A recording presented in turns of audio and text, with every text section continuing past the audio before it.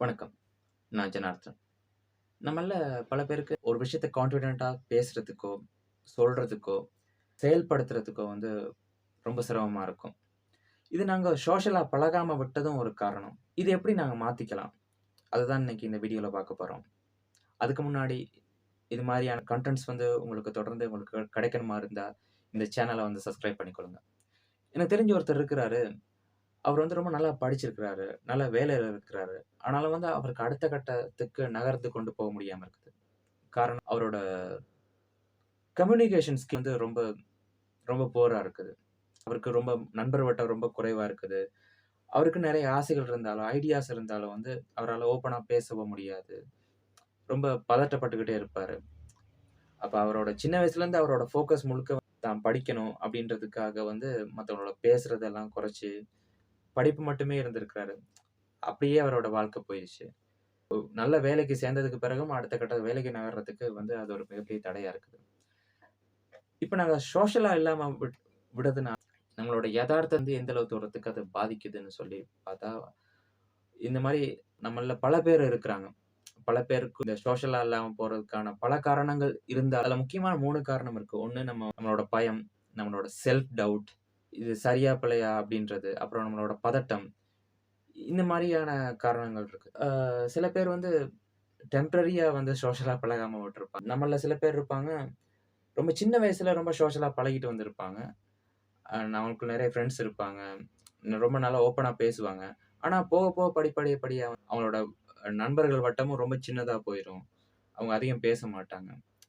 இதுக்கான இன்னொரு ஒரு காரணம்னு கேட்டா, இந்த உலகத்தோட எதார்த்தம் புரிய ஆரம்பிக்கும்போது, சில விஷயங்கள் ரொம்ப ஃபேக்கா தெரிய ஆரம்பிக்கும். இதெல்லாம் நிஜம் இல்ல. இதுக்காக நாங்க எங்களோட டைம செலவிடக்கூடாது, ஸ்பெண்ட் பண்ணக்கூடாது அப்படின்னு நெனச்சு ரொம்ப தனியா இருக்க ஆரம்பிச்சுருவாங்க. அப்படி நாங்க நெனச்சதுக்கு என்ன, அது நம்மளோட வாழ்க்கைய பாதிக்குது. அ நம்ம சமூகத்தோட ஒத்து வாழத்தான் நாங்க வேண்டியிருக்குது. என்னவா இருந்தாலும். சில விஷயங்கள நாங்க பொறுத்து போக வேண்டியது இருக்குது. சரி இத எப்படி நாங்க மாத்திக்கலாம்? நாங்க இந்த நம்ம சோஷியலா எப்படி நாங்க இல்லாம இருக்கோம் அப்படிங்கிறத சில விஷயங்கள கண்டுபிடிச்சுக்கலாம். எங்கள நாங்களே பரிசோதிச்சுக் கொள்ளலாம். நம்ம இருக்கமா இல்லையான்னு தெரிஞ்சு கொள்றதுக்கு.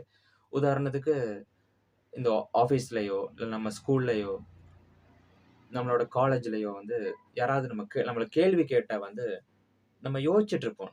அதுக்கான பதில் நமக்கு தெரிஞ்சிருக்கும்.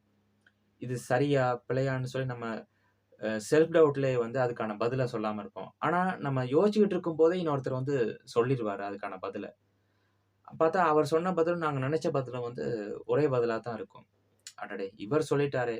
இதுதானே நாங்க நெனச்சோம் அப்படின்னு சொல்லி நாங்க நெனச்சிருப்போம். பார்த்தா அவர் அங்க சொல்லியிருப்பாரு. இது இந்த மாரி நமக்கான பதட்டமோ, பயமோ நமக்கு இருக்கும்போது நம்மளோட நம்மளால அடுத்த கட்டத்துக்கு போகவோ, நம்மளோட ரெகக்னைஷன அ கொண்டு வரதுக்கோ ரொம்ப கஷ்டமா இருக்கும். இத எப்படி மாத்திக்கலாம்?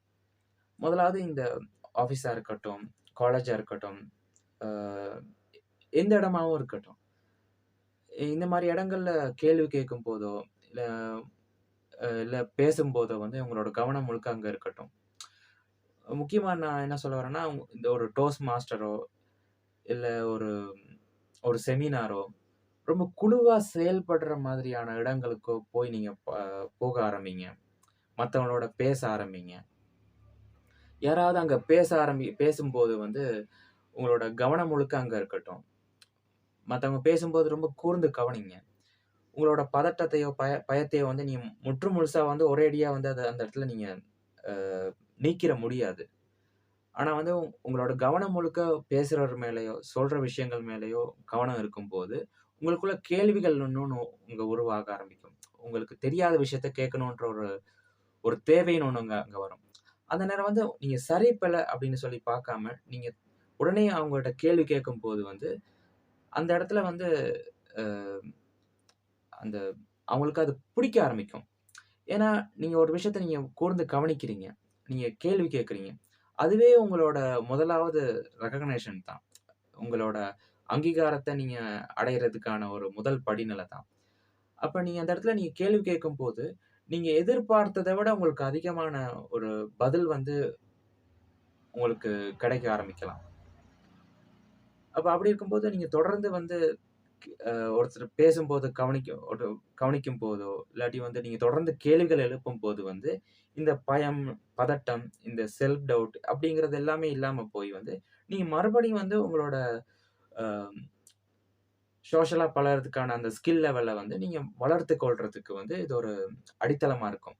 அதனால வந்து நீங்க ஓப்பனா பேசுறதுக்கோ, கேள்வி கேட்கறதுக்கோ பயப்படாம, சரிப்பழ பார்க்காம, அத உடனே அப்பவே கேட்க ஆரம்பிங்க.